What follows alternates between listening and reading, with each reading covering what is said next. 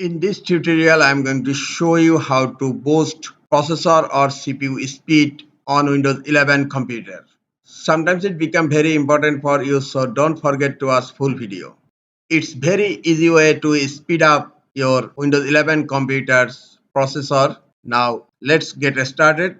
Click on search. In search type power plan. Click on edit power plan.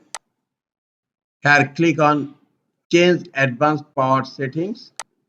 Balanced mode is selected here. Click on the drop down menu here and select high performance. And then expand processor power management and expand minimum processor state and the settings. Click on the settings and settings must be 0%. And then go to system cooling policy, expand it, and the settings must be active.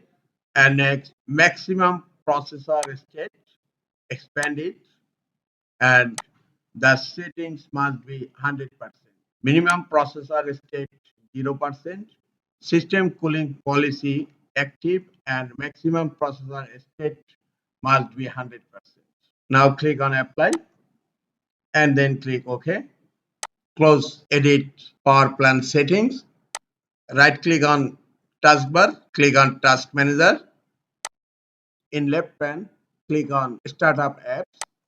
You need to disable all startup apps. Right click the startup app and then click on disable. Again, next one,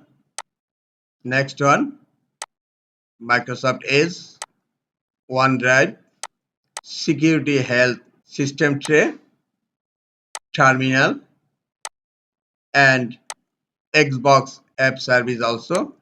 You have to disable almost all startup apps and then close Task Manager.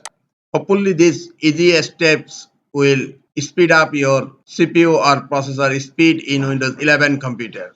This is all for today. Hope this tutorial is helpful for you. Keep watching for next tutorial. Thank you very much.